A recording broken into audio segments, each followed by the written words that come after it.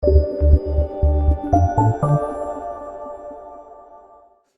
estamos dando los buenos días al subsecretario del Ministerio de Ambiente, este Nobel ministerio creado a partir de la Ley de Urgente Consideración.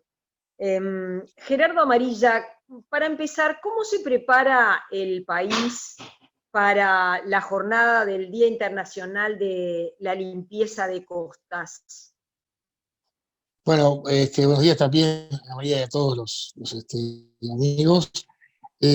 Uruguay se está preparando muy bien en una suerte de situación un poco especial que todos estamos viviendo con la pandemia, con las medidas sanitarias, pero de todas formas con mucha expectativa porque la limpieza de la costa que se hace en el país ya hace 11 años, en esta oportunidad, vamos a tener seguramente récord de gente involucrada, porque no solamente porque la tendencia ha sido año a año, desde unas 300 personas en el primer año a más de 2.000 en el último, sino que además de eso, la cantidad de playas y de ONGs que han llamado y de municipios, gente que ha preguntado, empresas, colegios, escuelas, realmente estamos, digamos, asumiendo que va a ser una jornada bastante importante. Si el día y el tiempo nos ayuda, como parece, seguramente el sábado 12 de noviembre, perdón, sábado 14 de noviembre, vamos a tener una jornada espectacular en más de 40 playas, en 6 departamentos, donde, bueno, va a haber mucha gente involucrada y tenemos que, digamos, ser muy responsables por el tema de la distancia, pero seguramente vamos a tener una jornada espectacular desde el punto de vista de la conciencia y del involucramiento ambiental de la sociedad. Uh-huh. Gerardo, evidentemente hay toda una preocupación por el tema de la pandemia, pero al Ministerio de Ambiente se le agregan otras preocupaciones, como es el tema de lo que ha pasado en la anterior temporada de verano, que es la presencia de las cianobacterias. Entonces, ¿cómo prevé atacar ese tema? ¿Cómo combatir las cianobacterias? Bueno, ahí el tema de cianobacterias obviamente que nos preocupa muchísimo, y no solamente por lo de la temporada, que evidentemente impacta en lo turístico, pero en realidad es un fenómeno que se da a partir de la presencia importante de nutrientes en el agua, de las pocas precipitaciones, las aguas estancadas y el aumento de la temperatura.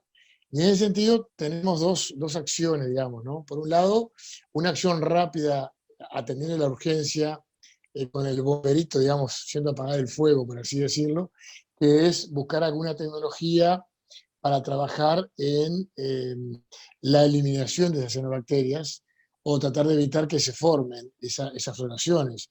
Allí hay algunas tecnologías, algunas que tienen que ver con ozono, algunas que tienen que ver con ondas electromagnéticas o en realidad de radiofrecuencia, que lo que intentan básicamente es destruir estas cianobacterias o impedirles que suban a la superficie o eliminarle algunos de los elementos que producen su generación y, bueno, y evitar este tipo de fenómenos. Esa sería la acción inmediata, urgente. Ya hay allí o se está trabajando en algunas experiencias piloto para ver si antes del verano podemos tener algún resultado. Pero tenemos que trabajar en lo importante que no es lo urgente, que es a largo plazo en tratar de evitar que sobre todo esa cantidad importante de nutrientes que no deberían estar en el agua lleguen al agua. Nutrientes que se producen o por la producción agropecuaria, cuando hay, digamos, presencia sobre todo fertilizantes en demasía que escurren por los suelos y terminan en las aguas cuando tenían que haber quedado en el suelo, ajustados a la producción agropecuaria, básicamente, o también presencia de nutrientes que se dan por actividades humanas o por aguas hervidas o por algunas, digamos, escurrimientos que se dan en las ciudades, en localidades, zonas urbanas, que también generan ese aumento importante de nutrientes en las aguas, qué es lo que tenemos que tratar de reducir y evitar. ¿Cómo? Ujú. Bueno, allí, primero, con un buen control y con buena, digamos, interacción, educación, cambio de cultura de los productores para que utilicen los fertilizantes adecuados en el momento adecuado y que a veces poner un poco de más, además de ser económicamente no rentable, impacta después en las aguas cuando eso escurre hacia el lecho del arroyo o Ujú. del río.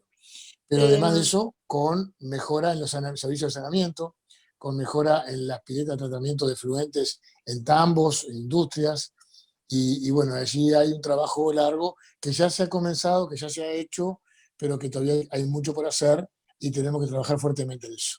Ujú. Hace pocos días la diaria publicó que respecto a esta tecnología con la que el ministerio prevé atacar las cianobacterias, que es con la tecnología de ultrasonido, y se señala que, bueno, la experiencia internacional y la evidencia internacional científica indican que es negativa. ¿Ustedes han hecho consultas para ver, bueno, con qué efectivamente, cuáles son los caminos más apropiados para hacer esta tarea de combatir las cianobacterias? Sí, leímos el artículo y ya habíamos escuchado algunas voces previamente al artículo que nos ponían un poquito en alerta sobre, más que las consecuencias negativas, como que la falta de certeza sobre el resultado positivo de la eliminación de cianobacterias. Pero bueno, más allá de eso, hay una necesidad, digamos, también de ver, de explorar las diferentes tecnologías, ¿no? Esta tecnología no la aceptamos de ojos cerrados, ni tampoco la rechazamos. Creo que habría que hacer alguna prueba en algún lugar. Creo que ya algo se avanzó en el envase de Salto Grande. Eh, Tenemos que ver los resultados de ahí. A mí me invitaron esta semana pasada a un foro online para ver resultados. Yo no pude participar, pero bueno, estamos atentos, incluso con la academia, de ver en las próximas semanas algunos estudios, algunos informes, y bueno, tanto esta como otras tecnologías es necesario probarlas y ver qué resultado tienen lo antes posible, porque el verano está ahí cerca y no tenemos mucho tiempo, ¿no? Ujú. Amarilla, usted ha dicho en otras oportunidades que, bueno, que una de las prioridades que tiene el ministerio es el agua, y ¿cómo evalúa el estado de las aguas en nuestro país? Yo creo que es preocupante.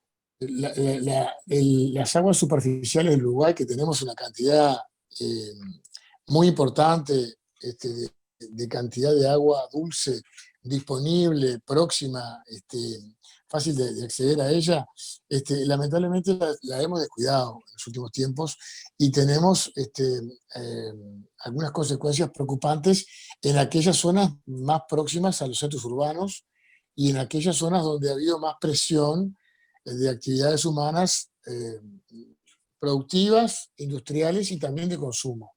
Allí tenemos la cuenca del río Santa Lucía, que es una cuenca muy importante para el abastecimiento de agua potable del país. El 60% de los uruguayos se toman agua del río Santa Lucía, y allí tenemos una presión muy importante en las últimas 2 décadas, más o menos, donde realmente se ha notado un deterioro, sobre todo en épocas de verano, ¿no? Donde baja el caudal de aguas y donde la presión sigue la misma. Entonces ahí yo creo que tenemos que hacer un gran trabajo, y puse el ejemplo de Santa Lucía porque es la que más nos toca directamente en el área metropolitana, pero también en el este, en Maldonado, en otras zonas del país, el propio Río Negro tiene una presión muy importante, y ya hemos tenido consecuencias muy negativas de impactos ambientales en momentos del año que nos requieren una gran atención, un gran trabajo. Estamos para eso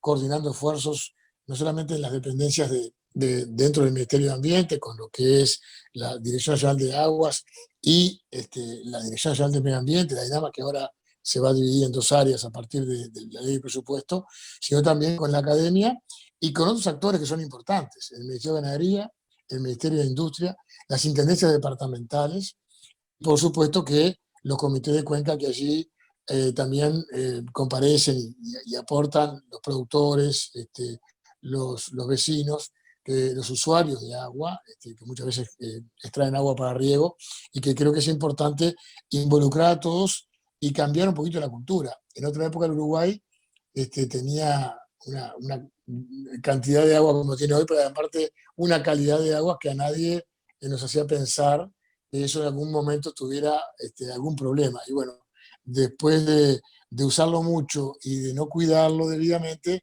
tenemos problemas que tenemos que atender rápidamente, porque bueno, hoy por hoy tenemos una situación de, digamos, luces amarillas en varias cuencas del país. Uh-huh. ¿Se pueden buscar fuentes alternativas para poder abastecer la zona metropolitana? Sí, sí, sí, y estamos trabajando en eso. Allí tenemos como la fuente que aparece más a la vista, que nos rompe los ojos, digamos, que es el Río de la Plata. Y allí hay una fuente que algunos técnicos le dicen la fuente infinita de agua, porque el caudal es muy importante. Pero bueno, también es dos cosas. Tenemos un tema de riesgos, porque también hay elementos contaminantes en toda la cuenca del Plata que eh, se alimenta del río Uruguay, del río Paraguay, y que en esas cuencas también hay muchas ciudades, muchas industrias, muchas actividades productivas que tienen su impacto.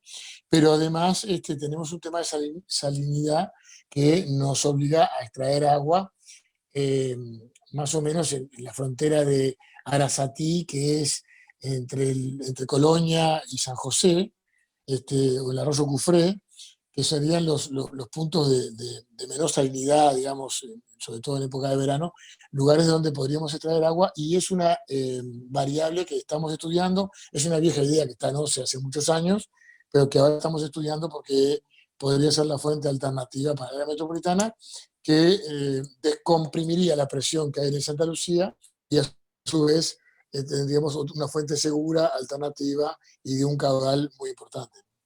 Uh-huh. ¿Y tiene recursos el ministerio como para poder hacer esa obra? Bueno, puede obviamente con OCE y con otros organismos, ¿no? Y hay recursos como para hacer una obra tan importante. Yo creo que hay que buscarlos.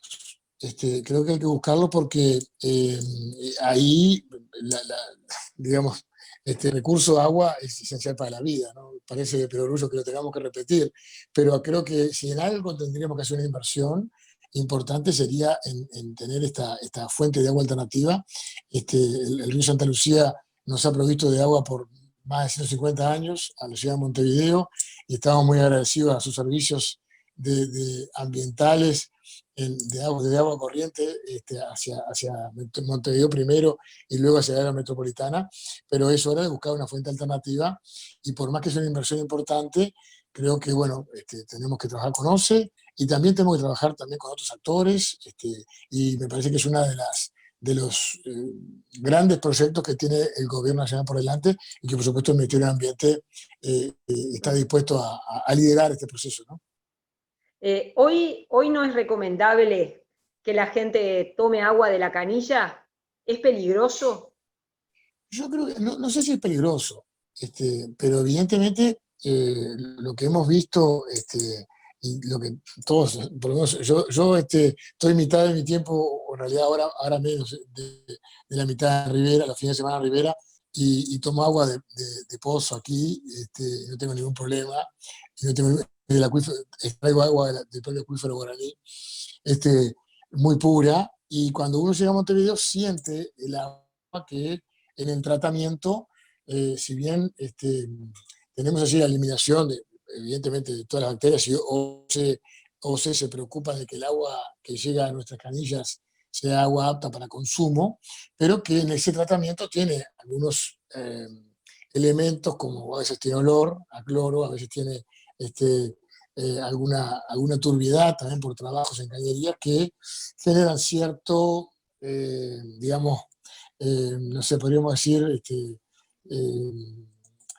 cierta precaución de no tomarla en algunos momentos. Capaz que no es en todos lados lo mismo y no es en todas las horas del día ni en todos los días de la semana.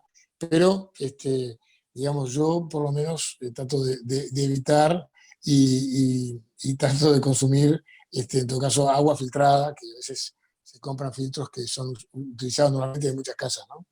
Ujú. Usted recién mencionaba el Río Negro. Cuál es en este momento el estado del Río Negro?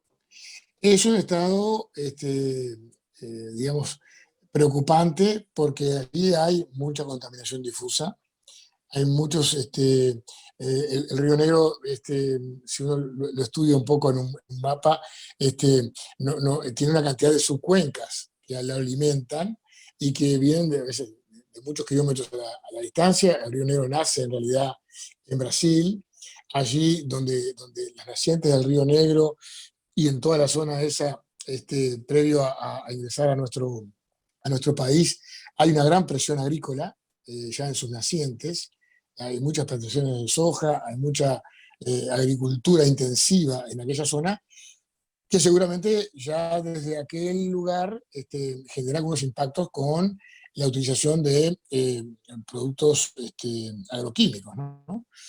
Luego, en el ingreso al país, tenemos varias subcuencas que también tienen producción, en algunos casos agropecuaria, en algunos casos agrícolas muy intensivas, y luego tiene algunas localidades, como por ejemplo Paso de los Toros, que no tiene un porcentaje muy amplio de saneamiento hasta ahora. Recién ahora, y con una iniciativa del Río Negro, que es también con aportes de la empresa UPM, se va a extender la red de saneamiento de Paso de los Toros a casi el 100%. Igual hay localidades como San Gregorio de Polanco, que no tiene saneamiento, Centenario, que tiene, creo que muy poco servicio de saneamiento. Entonces allí creo que también tenemos que trabajar en las localidades de la cuenca. Tenemos una situación de calidad de aguas comprometida y complicada, sobre todo en algunos momentos del año, cuando hay bajante. Y bueno, ahí tenemos que trabajar fuertemente en tratar de eliminar las fuentes de contaminación que llegan al río y generar una cosa muy importante, que en todas las cuencas, en todos los arroyos, en todos los ríos, hay unos filtros naturales que son espectaculares y que no han podido ser igualados por la invención del hombre, que son los montes de ribera, que son los pajonales, que son las zonas de bañado, que amortiguan de una manera espectacular cualquier tipo de contaminación, la filtran y purifican el agua que después llega al río. Esas zonas, lamentablemente, en algunos casos se han dañado, en algunos casos se han destruido por la acción del hombre al pasar de los años, y tenemos que trabajar en recuperar todo lo que es el monte nativo en las márgenes de los arroyos de los ríos, lo que son las zonas de pajonales y humedales, que son fundamentales como filtros de la propia naturaleza a la contaminación que hace el hombre. Pero eso no quita que tengamos que también trabajar y controlar y fiscalizar y cambiar la cultura, para que cada vez haya menos contaminación que llegue a los cursos, digamos, ¿no? ¿La presencia de UPM va a empeorar esta situación o no Bueno, necesariamente? eh, en realidad no significaría un empeoramiento si hay los debidos controles. Yo no le tengo miedo a la actividad industrial, porque a veces cuando tenemos una industria, primero, eh, hacemos una autorización ambiental previa, que es la aprobación previa que hace la industria ante el Ministerio de Ambiente, ante la INAMA, y se aprueba la construcción de esa obra y se analiza todas las consecuencias que va a tener.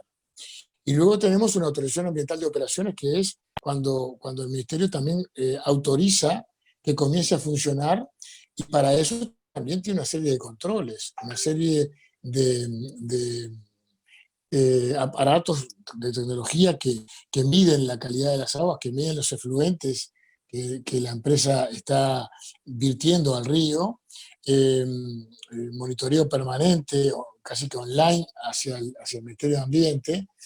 Allí tenemos que de alguna manera tener un firme control y una inspección permanente que la va a tener el Ministerio de Ambiente, y esa contaminación muchas veces es la menos preocupante, porque sabemos dónde está, sabemos por qué lugar se vierten fluentes al río, los podemos controlar, y si hay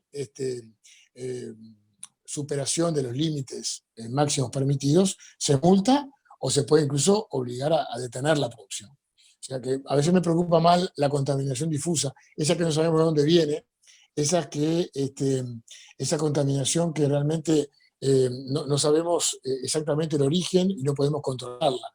En este caso de UPM, yo creo que con buenos controles se pueden hacer las cosas bien.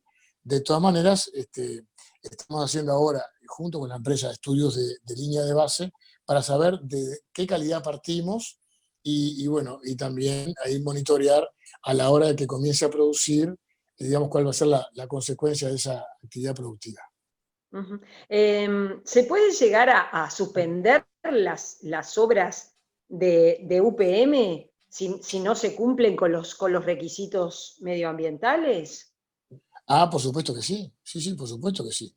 Está previsto, esa es una posibilidad que existe y que, bueno, la empresa lo sabe, que nosotros desde el Ministerio, y no solamente en esta administración, sino en la anterior, los técnicos han sido muy firmes en cuanto a que se exigen los permisos ambientales. No queremos paralizar la producción, no queremos paralizar la actividad productiva del país, la inversión, las fuentes de empleo, pero tenemos que ser muy estrictos, incluso ya ahora en estos momentos, en algunas actividades en las cuales ha habido algunas inobservancias de la empresa a las condiciones del Ministerio, ya se le ha multado a la empresa, lo que demuestra de alguna forma la acción clara y firme del gobierno y del Ministerio de Ambiente de controlar y fiscalizar la actividad de esta empresa como de todas las demás, ¿no?